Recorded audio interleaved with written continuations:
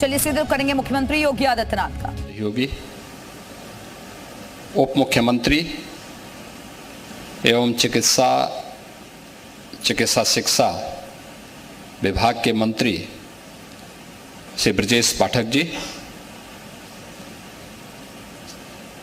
चिकित्सा स्वास्थ्य और चिकित्सा शिक्षा के राज्य मंत्री श्री मयंकेश्वर शरण सिंह जी, प्रदेश के मुख्य सचिव श्री मनोज कुमार सिंह जी, प्रमुख सचिव चिकित्सा शिक्षा एवं स्वास्थ्य एवं परिवार कल्याण श्री पार्थ सारथी सेन शर्मा जी, संस्थापक एवं अध्यक्ष Saloni heart foundation USA Shrimati Mrinalini Seth ji, doctor B Mohan Reddy ji, SGPGI के director professor R K Dhiman ji, professor Shaleen Kumar ji, SGPGI के हमारे सभी यहाँ के आचार्यगण, चिकित्सक शिक्षकगण, यहाँ के सभी छात्र छात्राएं, सलोनी फाउंडेशन से जुड़े हुए अन्य सभी यूएस से आए हुए सदस्यगण और जिन्होंने अतिरिक्त रुचि लेकर के इस कार्यक्रम को आगे बढ़ाने में अपना योगदान दिया।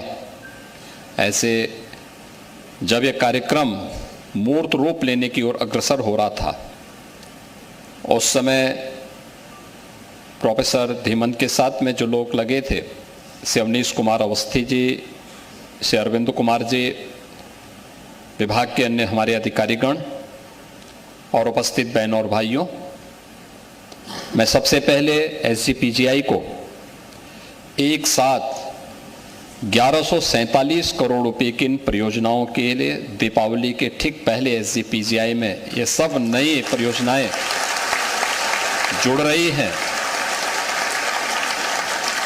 इसके लिए हृदय से बधाई देता हूं।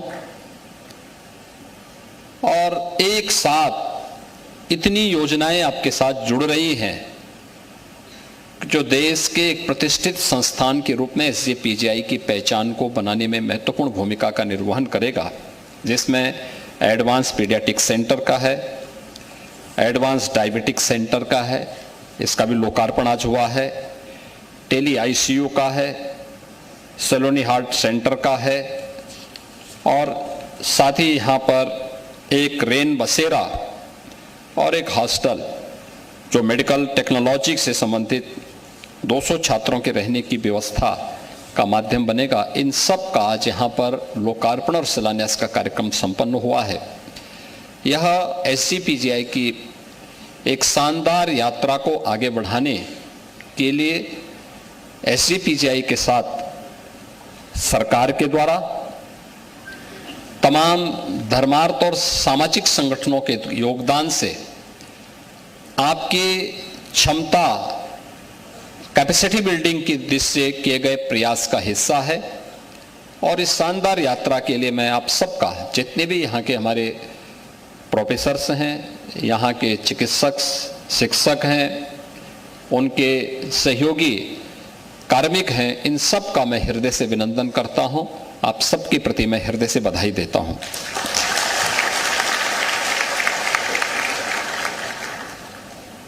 बहनों और भाइयों, बताने की बहुत आवश्यकता नहीं कि एसजीपीजीआई प्रदेश का एक प्रतिष्ठित चिकित्सा संस्थान है और प्रदेश में मैं देखता हूं 25 करोड़ की आबादी उत्तर प्रदेश में निवास करती है और पूरब का हो, पश्चिम का हो, मध्य का हो या बुंदेलखंड क्षेत्र का हो या विंध्य क्षेत्र का हो,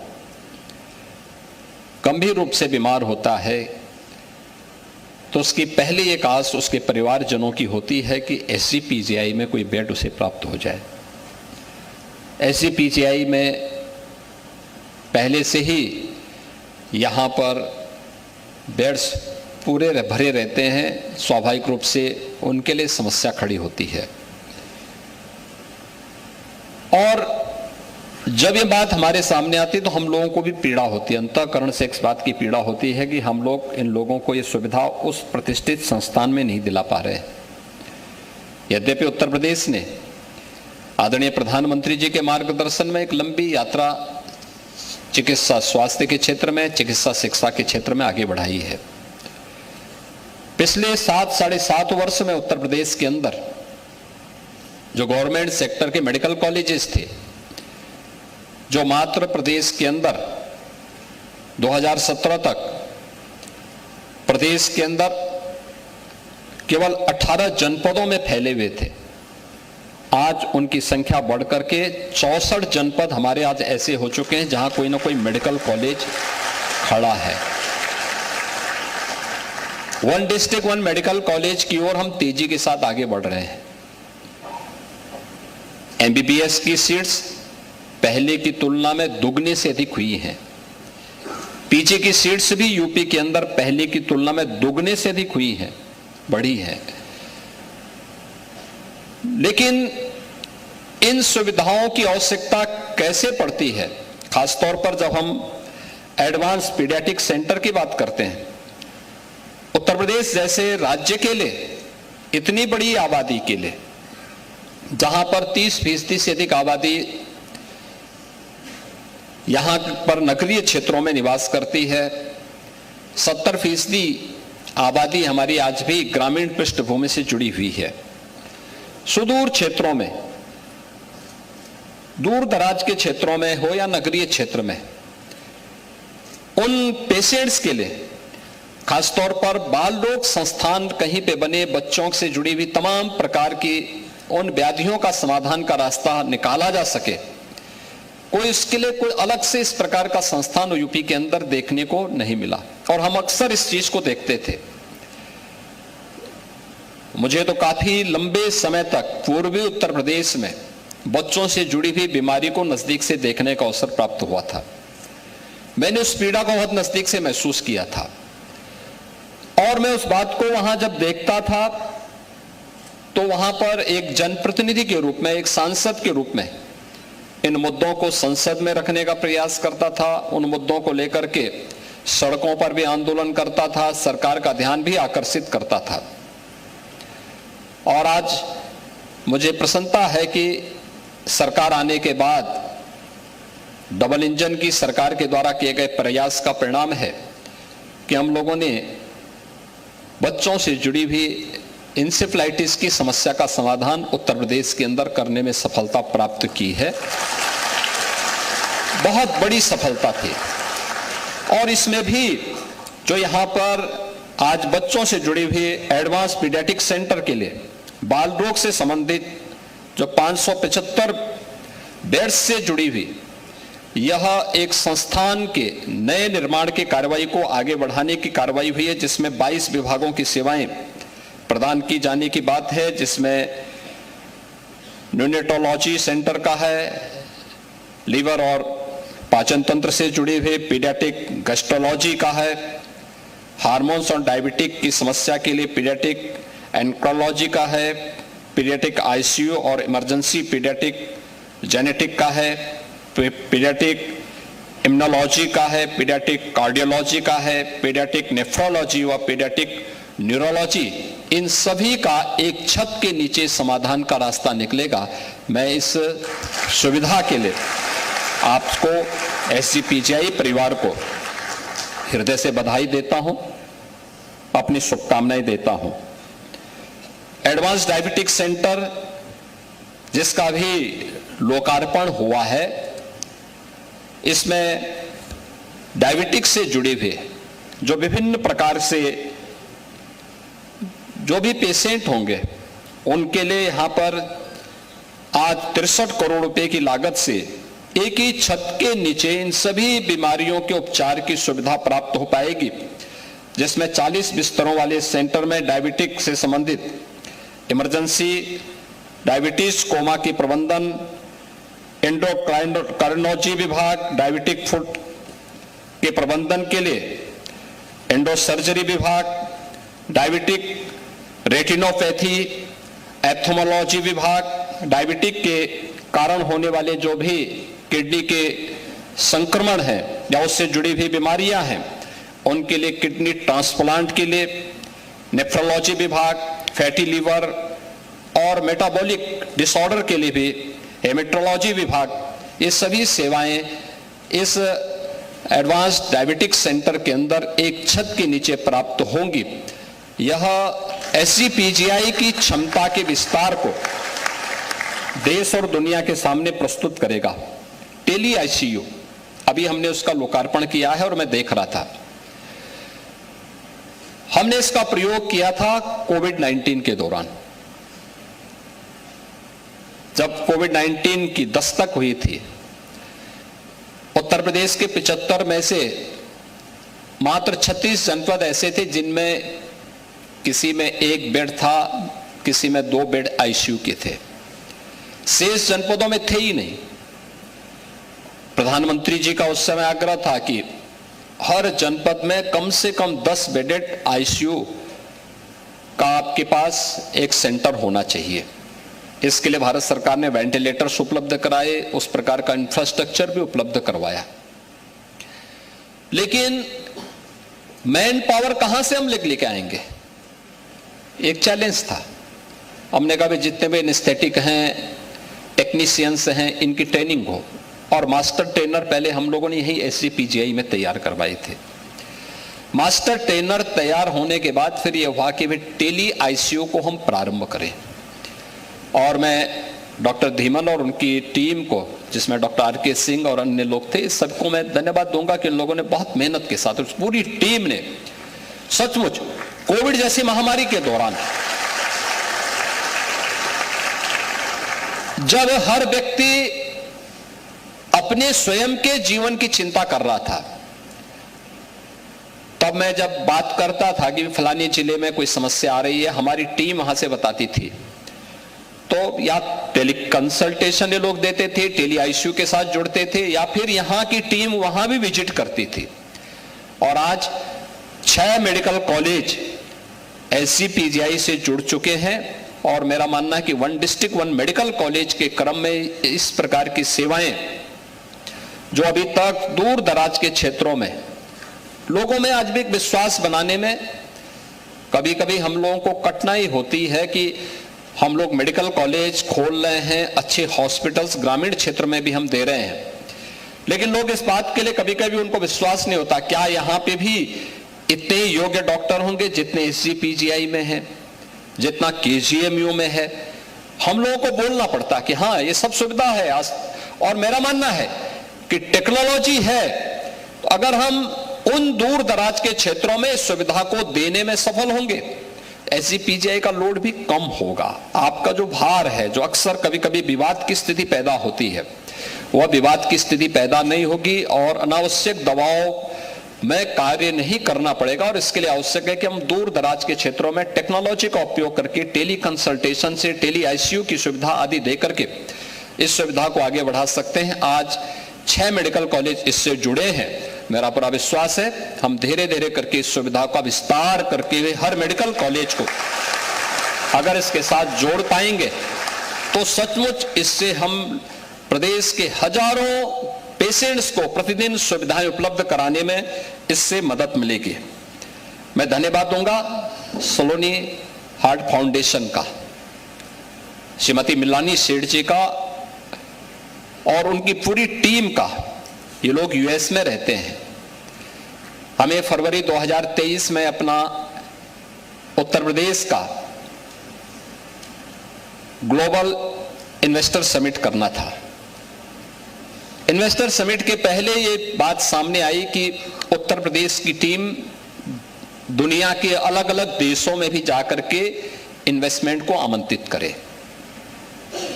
और इस देश से जब हम लोगों ने US जो टीम भेजी थी उसमें श्रीमती मिलानी सेठ जी ने और उनके परिवार के सदस्यों ने, उनकी टीम के सदस्यों ने इच्छा व्यक्त की कि हम लोग एक एडवांस पीडियाट्रिक हार्ट सेंटर की स्थापना करना चाहते हैं और अगर उत्तर प्रदेश इसके लिए सहमत हो तो हम लोग एक MOU करना चाहते हैं। और मैं उस समय ये लोग उन्हें आश्वस्त तो किए, लेकिन यहाँ आकर के जो टीम वहाँ गई थी उन्होंने कहा कि ये कैसे हो पाएगा। हमने कहा भी क्यों नहीं, आप SGPGI से संपर्क करिए, SGPGI करेगा। और जितनी जल्दी यहां से हम लोगों ने इन्हें संदेश भेजा, उतनी जल्दी इनकी टीम सलोनी हार्ट फाउंडेशन की टीम यहां पर आई और यहां पर आकर श्रीमती मृणालिनी सेठ जी ने, उनके परिवार के सदस्यों ने, इनके टीम के सदस्यों ने यहां पर आकर विजिट किया और इन्होंने देखा कि SGPGI, पहले इन लोगों को लगता था संभवतः यूपी में इसके लिए तैयारी नहीं हो पाएगी, लेकिन प्रोफेसर R.K. धीमन जी ने और उनकी टीम ने पहले विजिट में उनके मन को पूरी तरह मोह लिया और उन्हें SGPGI की तरफ आकर्षित कर लिया फर्स्ट विजिट में ही। इसीलिए कहा जाता है ना, फर्स्ट इंप्रेशन जो होता है वो बहुत महत्वपूर्ण होता है और इंप्रेशन इस दिश से SGPGI के लिए बहुत उपयोगी सिद्ध हुआ कि आज सलोनी हार्ट फाउंडेशन यहां पर सहयोग करने के लिए तैयार है और फर्स्ट फेज में जो 36 बेडेड यहां पे पीडियाट्रिक हार्ट सेंटर की स्थापना होनी थी वह प्रारंभ हो चुका है। अभी हम उस सेंटर का विजिट करके आए हैं। सेकेंड फेज के कार्यक्रम के लिए आज MOU यहां पर हुआ है जिसमें 200 बेडेड हॉस्पिटल्स यहां पे बन करके इस कार्यक्रम को तेजी के साथ आगे बढ़ाएगा। एक नया दृष्टिकोण के साथ यहां पर उन बच्चों के साथ जो नवजात शिशु हैं जिनमें इस प्रकार की बीमारी होती है, पहले से ही पेट से जन्म से उनके साथ जुड़ जाती है, उनके बेहतर उपचार का एक सेंटर यहां पर प्राप्त होगा और इसमें डॉक्टर B. मोहन रेड्डी जो टीप division of paediatric cardiothoracic surgery university of California के US से यहां पर पधारे हैं, मैं उनका हृदय से अभिनंदन करूंगा डॉक्टर B. मोहन रेड्डी का। और वह यहां SGPGI के इस टीम के साथ मिलकर के इस कार्यक्रम को आगे बढ़ाएगा। मैं सलोनी हार्ट फाउंडेशन को इस पूरे कार्यक्रम को आगे बढ़ाने के लिए और इसमें अपनी प्रतिबद्धता को आगे बढ़ाने के लिए संभवतः CSR से या किसी सामाजिक संस्था के द्वारा उत्तर प्रदेश के किसी मेडिकल कॉलेज या किसी संस्थान को दी जाने वाली सबसे बड़ी सहायता है। मैं इसके लिए श्रीमती मृणालिनी सेठ जी और उनके जितने भी सहयोगी हैं इन सबको मैं हृदय से धन्यवाद देता हूं, इनका अभिनंदन भी करता हूं और उत्तर प्रदेश वासियों के ओर से धन्यवाद देता हूं। इसके साथ ही यहां पर यानी जो यहां पर ये सेंटर बनेगा इसमें तमाम प्रकार की हमें सुविधाएं प्राप्त होंगी। यहां के बच्चों को सुपर स्पेशलिटी की डिग्री प्राप्त होने, DM और MCH की डिग्री प्राप्त होने में मदद मिलेगी। तमाम डिप्लोमा के कोर्सेज भी इसके माध्यम से आगे बढ़ पाएंगे और साथ साथ यहां पर पहले चरण में जो 5000 बच्चों के ऑपरेशन के द्वारा यहां पर 10,000 बच्चों की दवाइयों और उपचार के लिए यह 200 बेडेड विश्व स्तरीय सुविधा यहां पर इनके माध्यम से, फाउंडेशन के माध्यम से यहां पर प्राप्त होगी। और SGPGI के साथ जुड़ने से गवर्नमेंट को भी इस सहायता को और मजबूती के साथ आगे बढ़ाने में गवर्नमेंट और CSR का मद और सामाजिक संस्थाएं एक साथ जुड़ जाएंगे तो उसका लाभ कई गुना बढ़ सकता है और ये हम लोग यहाँ पे करके दिखाएंगे। मैं श्रीमती मृणालिनी सेठ जी को और सलोनी फाउंडेशन को जिन्होंने अपनी पुत्री की स्मृति में बनाया है, मैं उनको इस बात को आश्वस्त करता हूं कि उत्तर प्रदेश सरकार उनकी पुत्री की स्मृति को जीवंत बना के रखेगी और इस कार्यक्रम को मजबूती के साथ आगे बढ़ाने के लिए जितना भी सहयोग करने की आवश्यकता पड़ेगी राज्य सरकार उसमें शेष सहयोग करेगी। इसके साथ ही यहां पे एक रेन बसेरा का भी आज शिलान्यास होने जा रहा है। रेन बसेरा यहां पर बनेगा जिसमें लगभग 51 करोड़ रुपए की लागत आएगी और यह CSR का ONGC का फंड है, उस निधि का पैसा हम लोग इसके साथ जोड़ने जा रहे हैं। एक खास तौर पर जो पेशेंट यहां पर आते हैं उनके अटेंडेंट के लिए आप देखते होंगे यहां पे बड़ी संख्या में पेशेंट आते हैं। 5 से 6 हजार की पर डे की OPD है और इतनी बड़ी OPD के बाद इसका मतलब प्रतिदिन यहां पे 15,000 लोगों का फुटफॉल होता है, प्रतिदिन का है। 15,000 लोग पर डे आते हैं। एक पेशेंट के साथ अगर दो भी कम से कम, 2 तो कम से कम होते हैं ज्यादा भी आ जाते हैं, पेशेंट की स्थिति पे निर्भर करता है। लेकिन आप देखते होंगे कि दिन में भी वे इधर उधर भटकते हैं, रात्रि में भी कोई सड़क पर, कोई फुटपाथ पर, कोई कहीं पड़ा रहता है। स्वाभाविक रूप से उनकी सुरक्षा के लिए भी यहाँ के प्रोफेसर्स हैं, यहाँ के स्टूडेंट्स हैं, यहाँ के अन्य कार्मिक हैं, इन सब की सुरक्षा के लिए भी वह कभी कभी उसके माध्यम से कोई खतरा पैदा उसकी आड़ में कर सकता है। और मुझे लगता है ये अनह्यूमन है कि कोई व्यक्ति उपचार कराने के लिए आ रहा है और स्वयं खुली छत के नीचे सर्दी, गर्मी, बरसात में सोने के लिए मजबूर है। मैं पिछले दिनों जब यहाँ आया था तो मैंने यहाँ पे देखा था कि रात्रि के समय तमाम पेशेंट के अटेंडेंट बाहर सड़कों पे लेटे हुए थे। तो मैंने उस समय प्रोफेसर धीमन जी से कहा, मैंने कहा ये सब क्यों लेटे हुए हैं? तो उन्होंने कहा हमारे पास जो क्षमता है उसके अनुसार है। लेकिन उसी दिन मैं गया और मैंने भारत सरकार के पेट्रोलियम मिनिस्टर से बातचीत किया। मैंने कहा वो एनजीसी के CSR का एक हमें यहाँ पर उपलब्ध करवाइए। और मैं धन्यवाद दूंगा भारत सरकार के पेट्रोलियम मंत्री को कि उन्होंने, श्री हरदीप पुरी जी को, कि उन्होंने तत्काल प्रधानमंत्री जी की प्रेरणा से एक रेन बसेरा यहाँ पे स्वीकृत किया है और इसमें 51 करोड़ रुपए उन्होंने SCPGI के नाम पे तत्काल उपलब्ध करवाए। 1000 पेशेंट के अटेंडेंट को ये सुविधा छत उपलब्ध करवा देगा।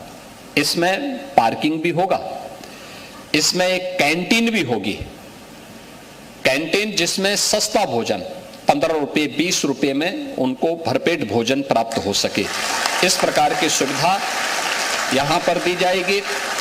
और 1000 पेशेंट के अटेंडेंट को यहां पर हम सिर ढकने के लिए सुविधा उपलब्ध करवा पाएंगे। तो यह एक सुविधा यहां पर उपलब्ध हो रही है। एक हॉस्टल मेडिकल टेक्नोलॉजी के 200 छात्रों के लिए यहां पर भी उसका निर्माण कार्य पूरा हो चुका है और इसमें तमाम अन्य जो सुविधाएं हो चुकी हैं वह भी पूर्ण हो चुकी हैं। सबका आज यहाँ पर एक साथ लोकार्पण भी हुआ है, शिलान्यास भी हुआ है। इतनी सारी सुविधाएं एक साथ SGPGI को एक साथ प्राप्त हो रही हैं। संभवतः SGPGI के इतिहास में जब SGPGI बना होगा उस समय या तो इतनी सुविधाएं प्राप्त हुई होंगी या आज इस बार उपलब्ध हो रही हैं। मुझे लगता है कि यह टीम जो वर्तमान में SGPGI में कार्यरत है, अपनी सेवाएं प्रदान कर रही है या अध्ययन और अध्यापन दोनों के साथ जुड़ी हुई है, ये टीम सौभाग्यशाली है। क्योंकि संस्थान व्यक्ति के कार्यों के अनुसार संस्थान को भी और व्यक्ति को भी यशस्वी बनाता है। अगर हमारे कार्य से संस्थान यशस्वी बनता है तो हमारा कार्य भी यशस्वी होता है, यश का हम भागीदार बनते हैं। हमारे कार्य से संस्थान का यश गिरता है तो हम भी अपयश के भागीदार बनते हैं। और मुझे लगता है ये पूरी टीम इस यश की भागीदार है जो आज यहाँ पर इतनी सुविधाएं SGPGI को प्राप्त हो रही हैं। और आपके माध्यम से न केवल उत्तर प्रदेश वासियों को बल्कि देशवासियों को इस सुविधा का लाभ प्राप्त होगा। इसके लिए आपके जो कार्य हैं वे सराहनीय रहे होंगे। इसीलिए यहाँ पर US के किसी कोने में सलोनी फाउंडेशन बैठ करके वहां कार्य कर रहा है, लेकिन उन्होंने उत्तर प्रदेश में अपना सहयोग प्रदान किया। और अब तक मैं कहता हूं कि सबसे बड़ा CSR का ये सहयोग उत्तर प्रदेश के किसी संस्थान को प्राप्त हुआ है तो SGPGI को प्राप्त हुआ है। मैं आज के इस अवसर पर एक बार फिर से SGPGI को इन सभी योजनाओं के लिए बधाई देता हूं। सलोनी फाउंडेशन को इस सहयोग के लिए हृदय से धन्यवाद देता हूं और विश्वास व्यक्त करता हूं कि कार्य समयबद्ध तरीके से आगे बने, आगे चले। और यहां पर राज्य सरकार के स्तर पर भी जो भी सहयोग इस प्रतिष्ठित संस्थान को आगे बढ़ाने में सरकार के स्तर पर होगा, सरकार उसको भरपूर मदद करेगी। आप सबके प्रति मेरी मंगल में शुभकामनाएं, दीपावली की मंगल में शुभकामनाएं आप सबके प्रति। धन्यवाद। जय हिंद।